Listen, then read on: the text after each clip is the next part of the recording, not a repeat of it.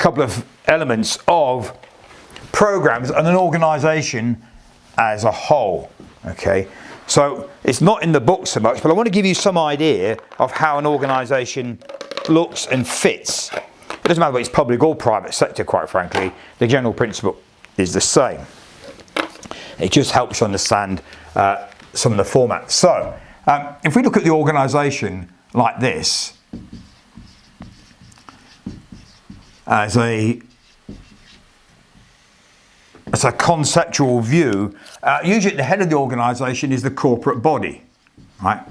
Which could be the senior executive, it could be your ministry or whatever happens to be looking after your particular area within your area within the civil service. Okay, so the corporate area here, and they oversee what the organisation's all about. Why are we here? Right. So there's a very interesting acronym called MOST, which stands for mission, objectives,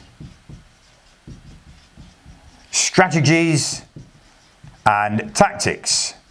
Strategies and tactics.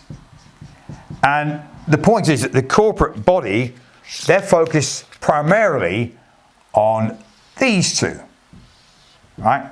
With a bit of a view on strategies. In that, they understand what's our mission in life. Why is our part of the organisation or the whole organisation here? What are we here to do? Therefore, how do I know I'm achieving that mission in life? And we have objectives, which are measurable areas. So these have to be measurements. These are measurable areas, right? That we can therefore say that we are achieving our mission, right? So many people on board, we're managing to get a much better client review base or something like that, or we're managing to get more people using our particular service as opposed to somebody else's, or buying our products. In the private sector, for instance, if you're selling, breakfast cereal, they get people buying our breakfast cereal as a part of the competition.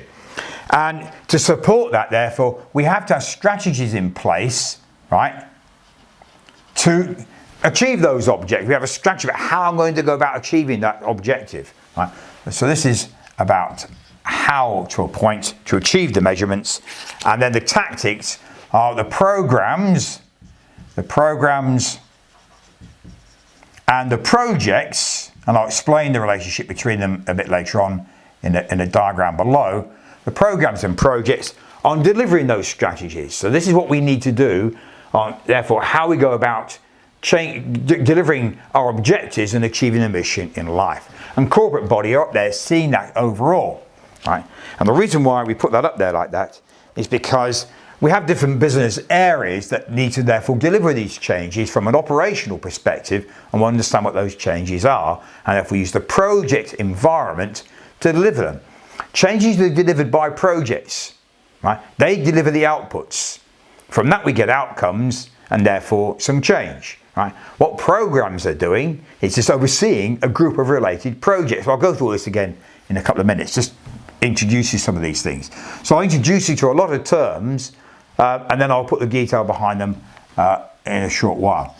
So we have business areas, as a couple of you mentioned already, which you also consider or talk now as portfolios.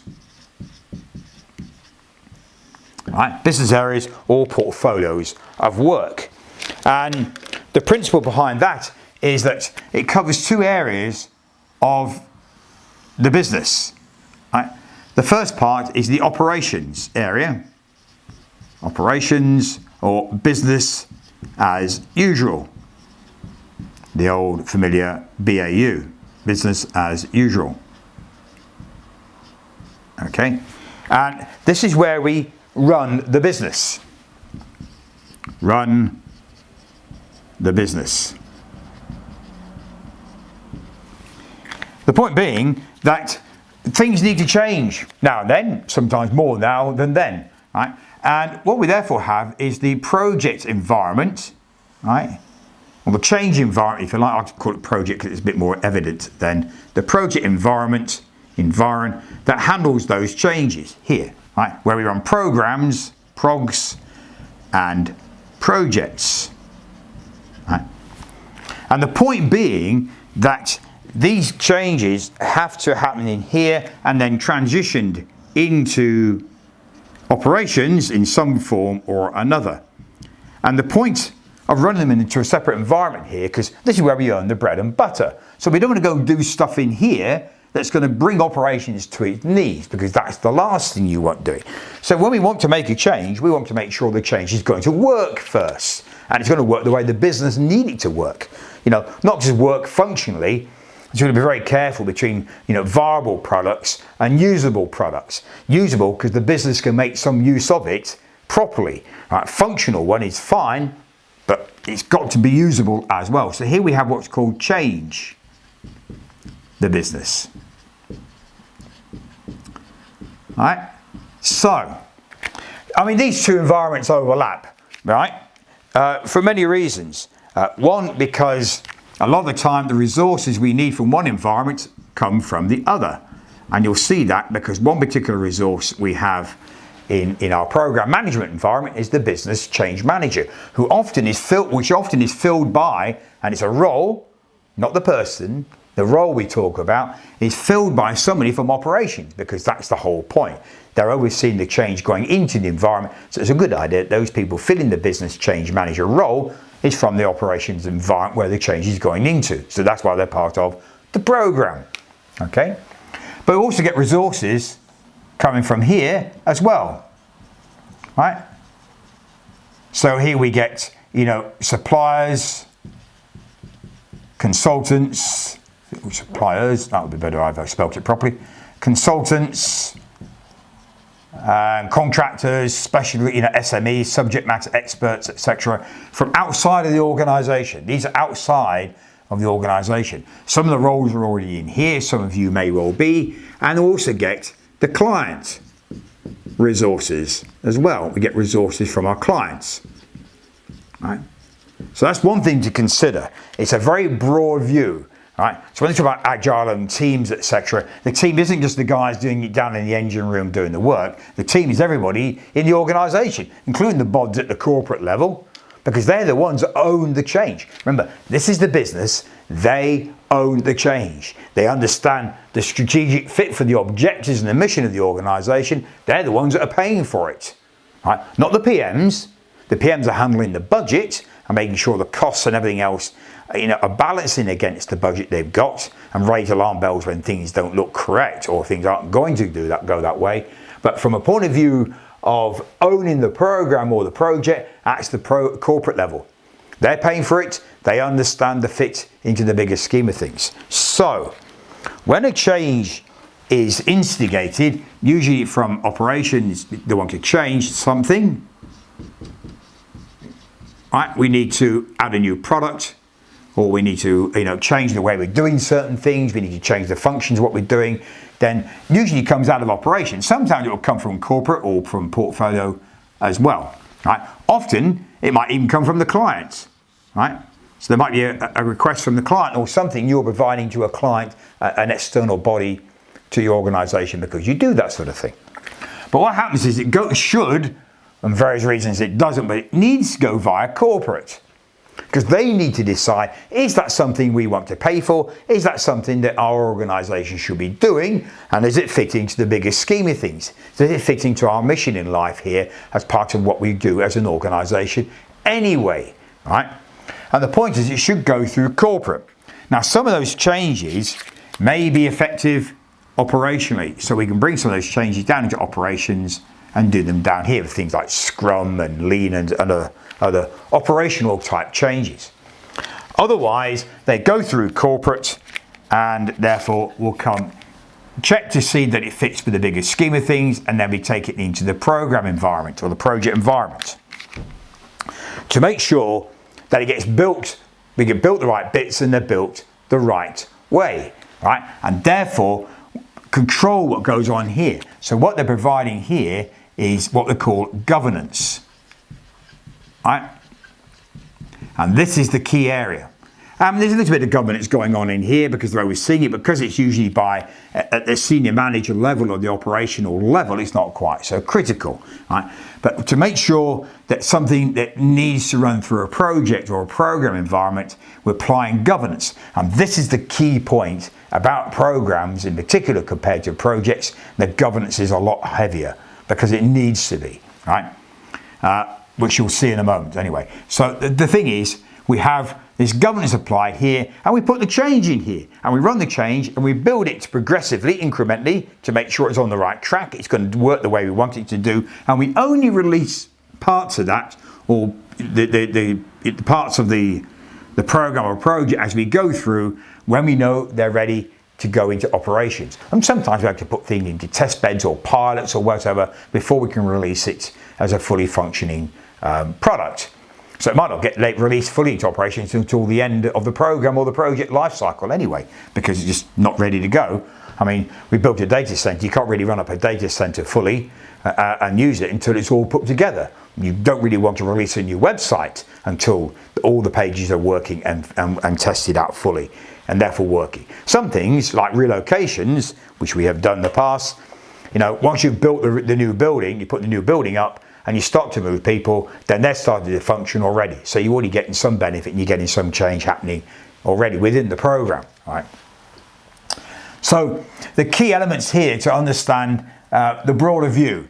Change has to go through corporate. The portfolios are there to make sure how it fits into that particular business area. And it's the portfolios really that are interested in the strategy and therefore the tactics they will employ, and therefore decide what they will be in the project environment, how we're going to deliver the mechanism, how we're going to deliver that change. Okay. So the point being to understand that projects actually deliver the outputs. Okay, so let's draw this up on the board here because I think it's important to see the difference. So the projects themselves will deliver the outputs. And you'll see this more when we go through the design theme and look at the benefits mapping and how that works. So the outputs they're related to what we call an outcome. Something happens because of what I have delivered. Right? So an output from a relocation is the new building and the relocated people and the new infrastructure in place. Okay, the outcome from that is they're now working in a much more conducive environment, and therefore the operational costs in the operating environment is better. Right, so we get reduced costs, less staff turnover, and therefore less retraining and everything. Right. So that therefore leads to your benefits. Your benefits. Okay, and that is really what we're looking for when we put any change in place are the benefits, the outcomes of benefits, right? And they will lead back up to here, right, into the strategies and therefore link to the strategies and the objectives. And that's what we're trying to put in place, right? So you'll see the things, the outputs are therefore linked to what we call capabilities within each part of my program, right? And from a project point of view, it's the outputs also. So that's really related to the program aspect of it from the capabilities point of view. I mean, in projects, they're delivering outputs as well. They're delivering drawings, which will be piecemeal of the solution. So, if a project's building a website,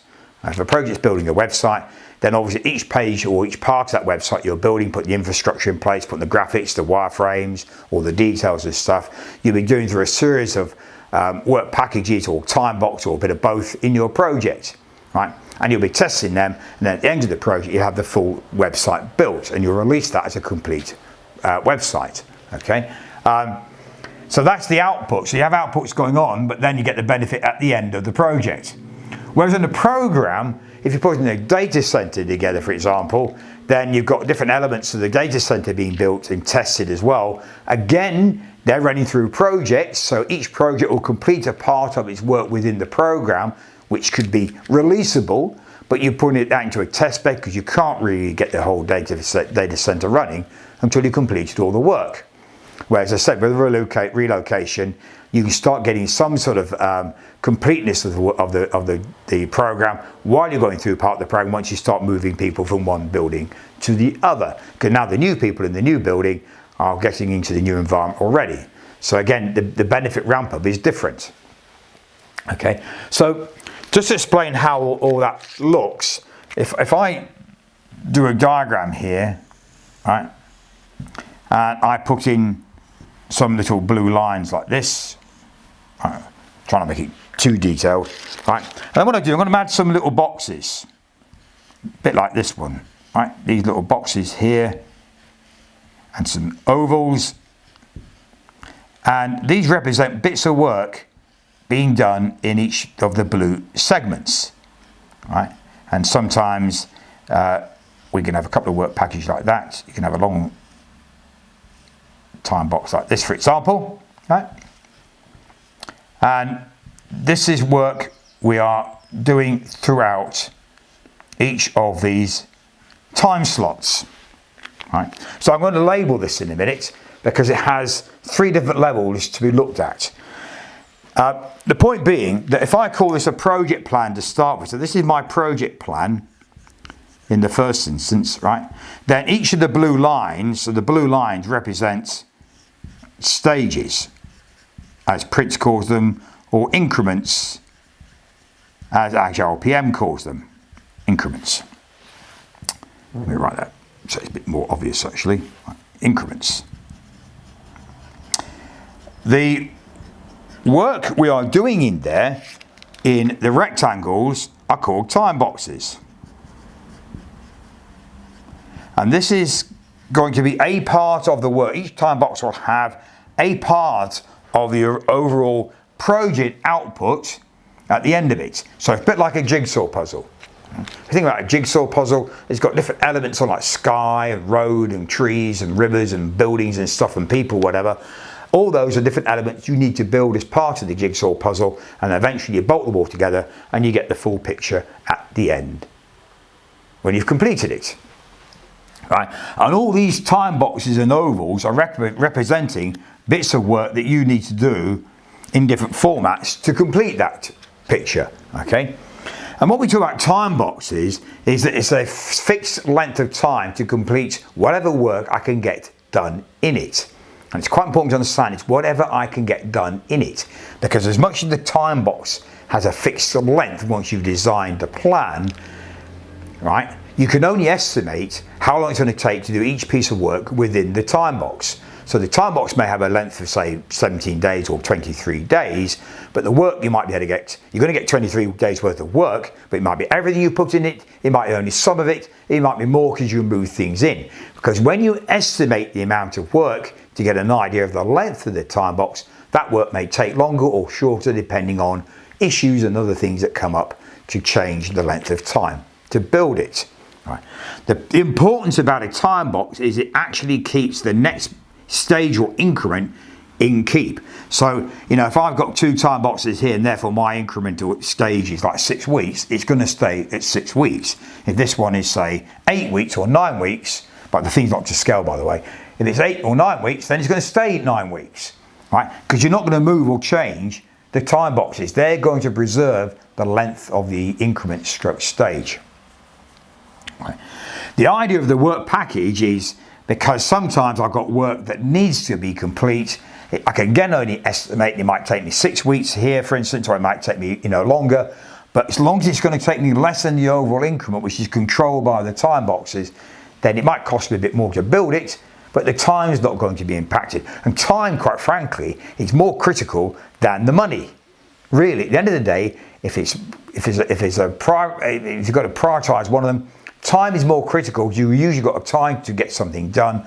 The cost can be a bit more variable. You can get a few more money out of your pockets if you need to, but time we can't change, right? So just bear that in mind. So the time boxes are there, and the work packages are there to have where we've got need of variability in the work package, right? So that's how a project looks. Now, if I now change that and call this a program plan, now it changes slightly. My rectangles are still time boxes, but they are projects in time boxes, right? And the work packages are now other work, if you like. It could still be a project, actually. It's other work with a more variable end to it. It's other work, right? In that, now I'm running a program. Now the point about a program, the real definition, the key definition of a program is about a collection of interrelated projects and other work for an overall transformational change, all right? And that's quite important to understand. All the projects running under a program are all related to each other, right? There's a need for all of them to be built, right? So if you're putting a data center together, you're not a project, it's putting a website together, it's nothing to do with it, right? That sort of thing, okay? So that project should not be in that program. All the projects, all the work related to building that data center, all those projects are in that program for that end goal of a new data center, right? Nothing else.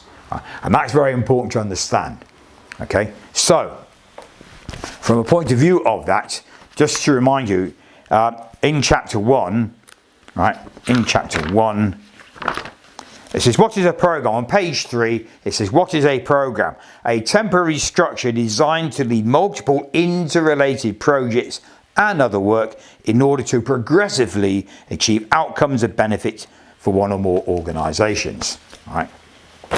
So whereas a project will be there to deliver an output and therefore the outcome and a benefit at the end of it, okay, which is usually the point, right, from a project point of view, benefit at the end, right? From a point of view of a program point of view, benefits realized during the program as well, right? Because remember, if these are projects and I'm releasing some part of that project as an output from here, right, like this during a project, then I can't really get the full project. And sometimes you can have things being released during it, right, as well as at the end of each particular stage. Then each release here, from a project perspective, I can't get anything until I've completed all the work and bolted the thing together, like a website, for example. But from a program point of view, we release those in capabilities, right? Right? So the green line here are capabilities. So these are the green lines being released from a program perspective. These are capabilities, right? And that's the point. So a capability, you can see here in the first tranche, right? I have 2 projects. And either as 2 independents or as an accumulation of both those projects, I'm putting a release out, which is a capability, which can do something already for me. It can do something, go into live operations often, and do something where you can do. Right? Now, not always, but often that's more likely to happen in a program than in a project. Right? And the blue lines here, from a program perspective, are called, the segments here are called tranches. Right. So each of these blue segments in a program are called tranches. So in a project, there's stages and increments, and they always run serially. Right? You do one, and then do the next, and then do the next bit. And the same with tranches. Right? They run serially. They're mainly there for governance. These lines are mainly there for governance. Okay. And as you'll notice, the work I'm doing within them in time boxes, projects and other work, for example, from a program perspective, they can overlap, right? So, just to point something else out here, in that the time frame from here, start to here, the finish, this is what we call elapsed time, right? This is elapsed time. The work we do within it, represented by the green areas here in the green, this is called actual effort time, if you like, actual effort. So, I can have a 6 months project, or program for that matter, and the work I'm doing in it might well be 9, 12, or sometimes even more. I can get more work done because I can get more work done in a tranche by, or an increment, by overlapping the time boxes and the work I'm doing in there. Right, so bear that in mind. Okay, we have the elapsed amount of time. That's the time it actually takes from the time frame, from the beginning to the end of the initiative, and the work I do within it is called the actual time, or the actual effort, if you like, on what I've actually spent to do the job to build the output. Right, and that can be a lot more than the actual elapsed time of the initiative. Right, so it could be 9-10 months worth of work in a 6-month project or program. So bear that in mind. Right, as well. And finally, just to wrap this up, just to understand where the portfolio fits in.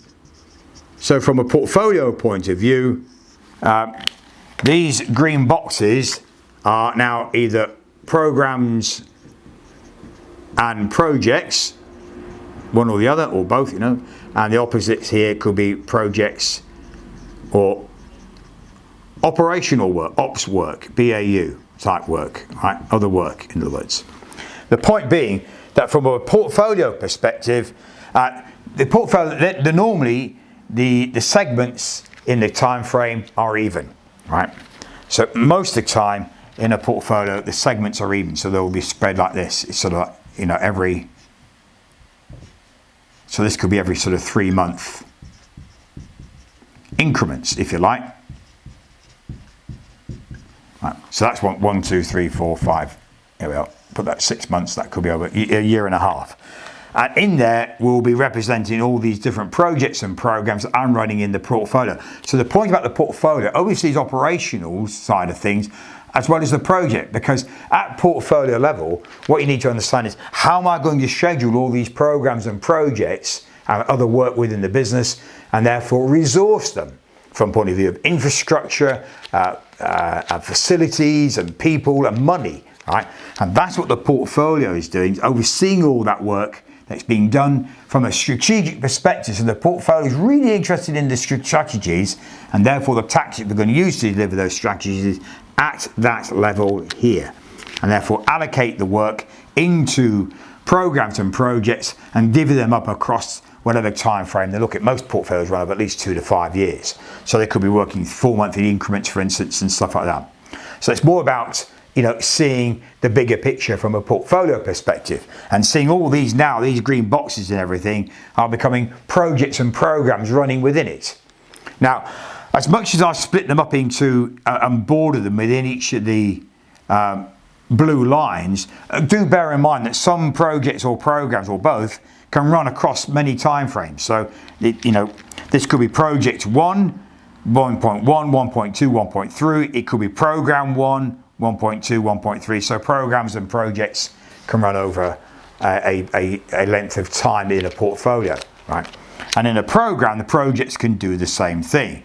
You know, in a project, you could have, in a program, you could have one project that goes across 3 or 4 different tranches. So bear that in mind. So a project within a program can go across a number of tranches. And even in a project, you could have a time box 1.1, and you do the bit more detail later. So to explain what I mean by that, one of the programs we were running a number of years ago now was to change the retail branch bank teller system, right? And put a different network in, put a different set of hardware, get rid of the old 32 character screens and put in the LCD screens that you see everywhere nowadays. St. George pioneered this 20 years ago, right? So one of the things we had to do was have a proof of concept. We had a 2-week proof of concept, but what we did do was look at one app and the network to make sure that we could actually do what we wanted to do in the program, right? As the overall achievement, which was reduce the amount of time that it was taking for people to come and open a new bank account as a new customer. Okay, so what we were doing, we were then getting some of the high-level program applications, the gold band applications, and configuring them. Okay. So we're getting some of the applications, the gold band applications at this point in the next time frame, and putting some detail to make sure they could work. The proof of concept was to make sure we get this thing to work all together, because we tried 2 years before and it didn't work. Technology just was not having it.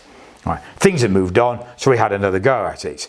Once we got that, we put a high-level detail behind some of the gold level applications, and then did some of the silver and then some of the bronze. Once we were happy they were working, we then put more detail further down the program and some of the projects that were doing that work. So you don't have to put all the complete work and detail in the one first task. You can do, but remember, you can put detail and build as you go through the program over a period of time. Okay, and in a project you can do the same thing, right? So a project, you can sort of do the high level gold here and then more detailed gold in a stage further down the project, and then you put the silver and the bronze together. I mean, it's like putting a training package. You can build the training package initially, which we had to do, for the bank tellers to know how to use the new system. Okay, so you put a training package together and you put more detail once you start to get a better understanding of how it looks further down the project. Right? And the same thing happens in a program. Right? A project will deliver an output as the first part, and then a bit later on you'll put more detail. If you're putting a new building up, for instance, in a hospital, you've got to have the high level design and then more detailed design, then you've got to get all the other bits in place, then you start putting the building up in its own right. And these are all different steps of one particular project within a program. You could be doing that way, for example, in the detailed designs. Right? And therefore the portfolio is to oversee all that work in that particular business area from an operational change perspective, to control those changes and make sure things, they've got the resources, etc. in place. So the point about the portfolio is to make sure we have resources, right, the infrastructure in place, facilities, right, facilities, and of course the real thing is the money, the funding. Right, so these are the key things that the portfolio is looking after, are these three areas. Now, of course, what we're doing this week, we're looking at the program, which is one piece of work that's related to an area of a business area that you guys will be working in. Right. Just bear a couple of things in mind, for instance. Remember, a portfolio is overseeing a group of interrelated projects and other work. However, the point about the difference between a project and a program is not the length of time or the amount of money spent on it, right? Because we can get some programs that are a lot shorter than other projects and probably cost less than other projects. What is important, it's about the complexity. A program is about the complexity, right? Let's put it here, complexity. Right? The complexity to deliver it, and therefore that relates to governance, right? And that's the real point here. What sort of governance do I need in place to handle this program? Is it very blue sky? Is it very sensitive, risky? I mean, one program we were working on, which was one I had to troubleshoot actually once, was outsourcing a whole pile of work to 3 partners overseas from the organisation in Australia. Well, the problem was the government was overseeing that because it was a very sensitive program, because it was going to retrench a whole pile of software developers. So there's a lot of sensitivity around the program. So the governance was quite different, as well as they were trying to save $26 million. So they were trying to anyway. The fact that it was out of whack and we had to go and troubleshoot it was because it wasn't going to do that. So it's about governance, and that's why I put the governance up here. Even projects have governance, but the programs have more serious governance because usually it's more complex. It's not because it's going to cost more, sometimes that is the case, but because it's actually going to take more, it has more complexity about the way you're delivering it. Blue sky stuff, the data center was the biggest data center in the Southern Hemisphere at the time. The bank retail branch network change was a brand new idea. And that revolutionised banks everywhere over the whole world. Now you go into the branch, if you ever go in one of these days, and you've got the LCD screen in there. Well, St. George revolutionised that 20 years ago, right? So, there are various things that go on. So it's not so much about the type, about the costs or the length of time. So to have those 4 areas that you can see at the beginning of the book here in chapter 1, it talks about the 4 different areas of the types of change you have in place, right? So just to remind you where it is on page 5, for instance, on page 5, you can see, I'll put them up on the board here actually. We have the 4 types, which is innovation